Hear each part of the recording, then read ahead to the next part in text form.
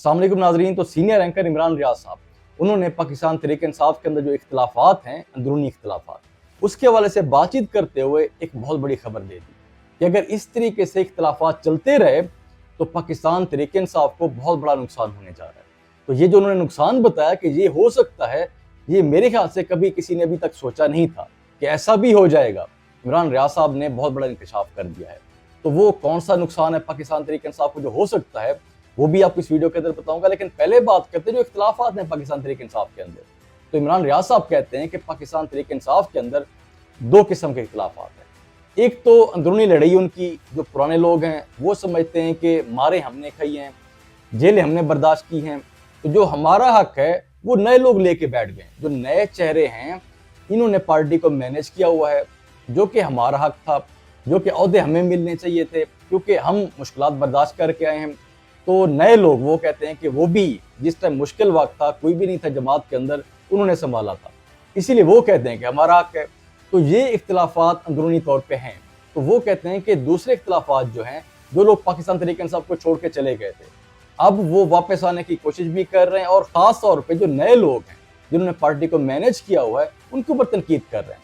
फवाद चौधरी साहब हो गए, बाकी लोग भी इंटरव्यूज़ भी देते हैं, वो उनके खिलाफ बातें करते हैं। जो नए लोग हैं जिन्होंने पार्टी को मैनेज किया हुआ है, वो उनके खिलाफ बातें करते हैं। तो वैसे फवाद चौधरी साहब ने स्टेटमेंट्स दी थी इस तरह की, तो फिर आगे रऊफ हसन साहब ने भी जवाब दिए, तो मेरे ख्याल से उस हवाले से जिक्र कर रहे होंगे। तो ये इख्तलाफात जो है, इमरान रियाज साहब कहते हैं कि काफ़ी बढ़ते जा रहे हैं। तो इनको इतना होश नहीं कि इन इख्तलाफात को ख़त्म करके किसी तहरीक का सोचा जाए, खान साहब के केसेस के हवाले से सोचा जाए, खान साहब को किस तरीके से बाहर निकालना है। तो इमरान रियाज साहब कहते हैं कि इनको इन बातों का होश ही नहीं है। इतने इख्तलाफात बढ़ चुके हैं आपस के अंदर कि पाकिस्तान तहरीक इंसाफ कमज़ोर होती जा रही है। इनको यहाँ पर इख्तलाफात ख़त्म करने पड़ेंगे ताकि पाकिस्तान तहरीक इंसाफ को मजबूत किया जा सके। तो वो कहते हैं कि जब से स्पेशल सीट्स का जो केस है, जो कि मखसूस नशिस्तें हैं, वो एक जो खबर चल रही है कि जी पाकिस्तान तहरीक इंसाफ के हक में फैसला होने जा रहा है या हो सकता है, तो इस हवाले से भी पाकिस्तान तहरीक इंसाफ के अंदर ग्रुपिंग चल रही है। कुछ लोग कहते हैं जी हमारी जो खवातीन हैं उनको लगना चाहिए यहाँ पे, कुछ कहते हैं जी जो हमारे लोग हैं। मतलब ये एक ग्रुपिंग जो हो रही है, इस तरीके से भी पाकिस्तान तहरीक इंसाफ को नुकसान हो रहा है। तो इमरान रियाज साहब कहते हैं अगर इस तरीके से होता रहा तो खान साहब भी बाहर नहीं आ सकेंगे। और उन्होंने जो बात की कि सबसे बड़ा नुकसान जो पाकिस्तान तहरीक इंसाफ को होगा वो ये होगा कि अगर ये लड़ाई चलती रही तो फिर KPK की जो हुकूमत है इनकी, वो भी ख़त्म हो सकती है, उसको भी खतरा है। और जो नेशनल असम्बली के अंदर पोजीशन है तो वो भी इनसे ली जा सकती है। मतलब पाकिस्तान तहरीक इंसाफ के अगर ये हालात चलते रहे तो ये इनको नुकसान हो सकते हैं। अच्छा, मेरे ख्याल से खैर जो वो बात कर रहे हैं कि जो उनकी हुकूमत है KPK की इस तरीके से जा सकती है, मेरे ख्याल से इस तरीके से तो शायद नहीं जा सकती। लेकिन जब अली अमीन गंडापुर साहब ऐसे ऐसे बयानात देते हैं, जो ख़तरनाक किस्म की बातें करते हैं, तो उस तरीके से मेरे ख्याल से खतरा हो सकता है उनको। लेकिन इस तरीके से पार्टी के अंदर जो अंदरूनी इख्तलाफात हैं, एक ये नहीं हो सकता कि हुकूमत चली जाए उनकी, क्योंकि हर जमात के अंदर इख्तलाफात होते हैं।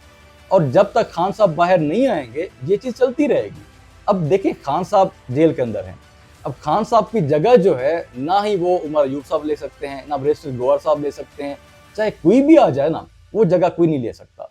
तो खान साहब जब तक नहीं आते दोबारा, अपनी जमात के चेयरमैन नहीं बनते, जमात को नहीं संभालते, तो ये इख्तलाफात चलते रहेंगे। तो मेरे ख्याल से इनका हल फिलहाल नहीं निकलेगा, जितनी भी कोशिश कर ली जाए। लेकिन इसका नुकसान ये नहीं हो सकता कि उनकी हुकूमत चली जाए या जो अपोजिशन इनके पास है वो ले ली जाए। तो ये मेरे ख्याल से पॉसिबल शायद नहीं होगा। तो इसके अलावा इमरान रियाज साहब मौलाना फजल रहमान साहब के हवाले से बातचीत करते हुए कहते हैं कि मौलाना साहब जो हैं, जब इंतखाबात हुए उसके बाद इनकी कोई वर्थ नहीं बची थी, क्योंकि हुकूमत इनके बगैर बन चुकी थी। और पाकिस्तान तहरीक इंसाफ ने जब से इनसे बातचीत की तो इनका सियासी कद बढ़ चुका है। मौलाना साहब का सियासी कद उस वक्त बढ़ा जब पाकिस्तान तहरीक इंसाफ ने इनसे बातचीत की है। अगर पाकिस्तान तहरीक इंसाफ इनसे बातचीत ना करती तो इनका सियासी कद जो था वो इतना बड़ा ना होता। तो अब मौलाना साहब के पास दो ऑप्शन हैं, क्योंकि इनके पास हुकूमत के लोग भी आ रहे हैं मिलने के लिए, वो भी इनको ऑफर्स दे रहे हैं। तो इसीलिए मौलाना साहब के पास दो ऑप्शन हैं।